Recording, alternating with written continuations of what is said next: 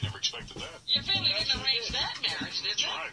Yeah. Hey, Knight, congratulations. You have yet another new movie out. Thanks. I was reading about this. This is a crazy story. You still living in Philadelphia? I am. Don't you think you're getting pigeoned? Like, you probably should be living in Los Angeles at this point, but now it's almost like a thing that you live in Philadelphia. You won't live there, huh? Yeah, is that going on, sort of? No, I'm pretty comfortable over there.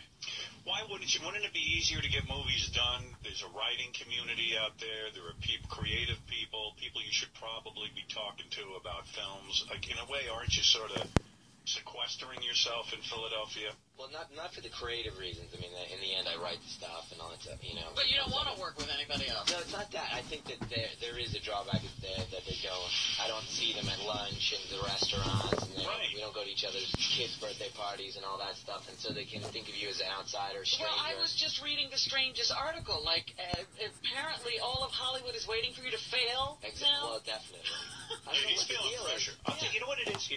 Let's go through your film resume. He came on the scene with one of the biggest movies of all time, The Sixth Sense. Then you made a second film, which I happen to think was better than The Sixth Sense. I loved the second one. Yeah. Talking about Unbreakable. Yeah, you guys really dug that. Except Jackie hated it. Jackie, well, look at Jackie. Yeah, he ain't here anymore. Notice that. I thought Bruce Willis's performance in there was one of his best in years, which you got out of him. You know, he wasn't being, he was believable. And that film was huge. It wasn't as big as everyone expected. After Sixth Sense, how much did that gross? I think 250 million. 250 million. Yeah. So then, I think that Unbreakable made about 83 million or something. No, Unbreakable made 250 million. Oh, it That did? was a terrible flop. What did Sixth Sense make? 666. 666 million. Yeah. So Unbreakable is viewed as a flop because I don't know why people root against you. But that's no flop. That's a $250 million film. Go try and make $250 million worth of film. I mean, that's an amazing amount of money. And can I say something? I think Unbreakable is a phenomenal film. I was telling you during the break how much I love it. But I think that the number you gave, 250, is probably a worldwide number. And I don't think it did as well domestically. Although I thought it was a phenomenal movie. It did about 100. You know, do they care where the money comes from? I never understood that. Why do they count the grosses of a film domestically and internationally? Like, oh, no, who it's cares? the same pot. It's the same pot. Yeah. Exactly the same money. So, like, for example, like Adam Sandler's gigantic domestic that doesn't have foreign. Right. That so, but there's somebody that might have the exact same foreign numbers, and so they're actually double. Yeah. So, I mean, you're no slouch. You made some decent money. Then you made, what was the third movie? Signs, which did really well, right? Back when Mel Gibson had some sense, yeah. How much money did that make? 400.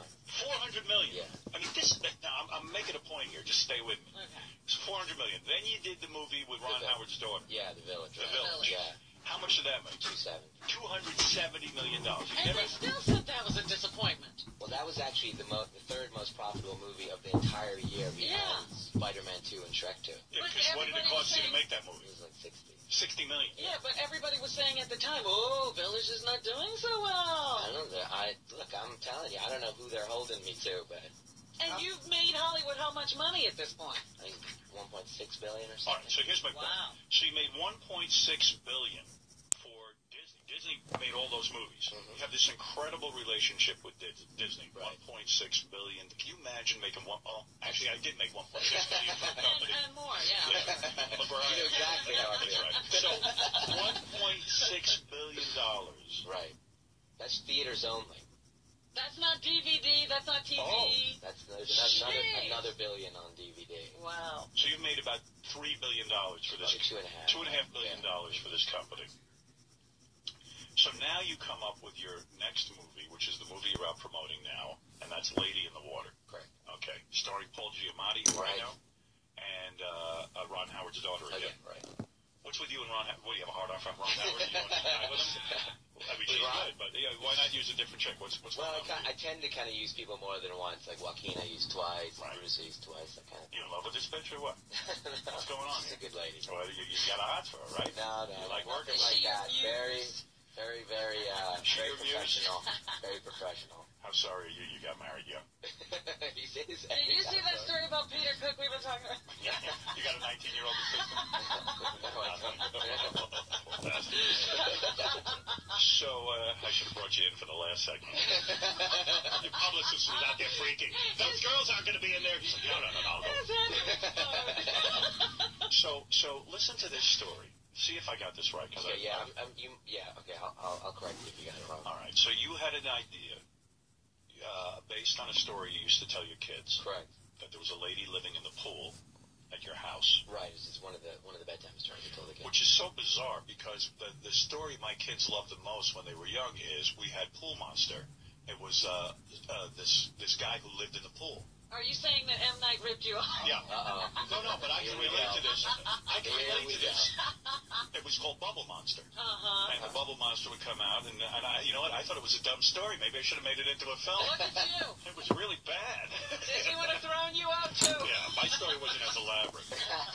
So you had this thing that, you did with your kids. You said, I'm going to make a movie called Lady in the Water about a lady who lives in a pool. Paul Giamatti, regular guy. All of a sudden, there's a lady living in his pool. Correct. Okay. He finds out, right? And he finds out. All right. So you write the script, and then you bring it to Disney, right? Right. Your partner for so long in all your films. Okay. Do you have a deal with them where you have to show them a film first? I mean, not actually. Generally, no. On that particular one, I did, but I have always showed them. Give them, just kind of a moral thing, just kind of come in. You didn't have like a certain on that particular one. deal? On that one, I particularly did, but none of the others, and I did it anyway. All right, you were contractually obligated to show them. Okay. So you write the script, and it's upon completion. Yes. You send it to the person who reads the scripts home. Is that true? Was that the first move as soon as you finished? Yes. All right. So, is it a man or a woman that you send the script to? Well, there's a few people. A couple of people you send it. Now, do you send them as you go along, or is it a completed script? No, that was part of the thing, was I hadn't quite finished it, but I thought that everything would be cool since Since you're M. Night Shyamalan. Yeah, I thought it'd be cool, so, but I was I could tell there was something really exciting happening in the script. I hadn't quite gotten it yet. Right. And so it was a little raw, but I thought it was going to be fine. Why would you send them a raw script? I mean, why not send them the finished script? Well, I did, because there's kind of, simultaneous things happening where you get the cast and you start getting the crew together, you pick a slot when you're going to shoot it, so it's not necessarily like, say it took me an extra 3 more months to finish it, which it did.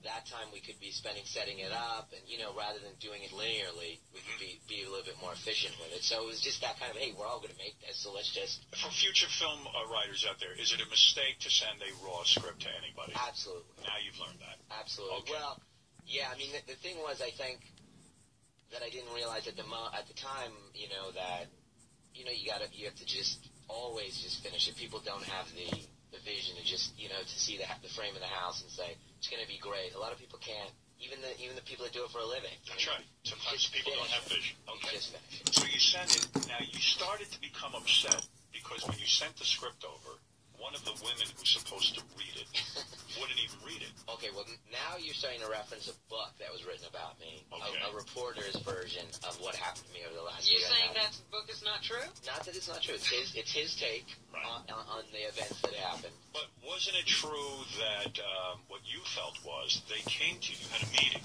with Disney. That's correct. And Disney said to you, we don't like the film. What they said was, it's real strange, and it is. And they didn't really understand where I was going with it. That sounds interesting to me. Isn't The Sixth Sense real strange? Isn't The Village real strange? Yeah, when you start to get that's the thing that I started bringing up, which was that this has always been the issue, which is, I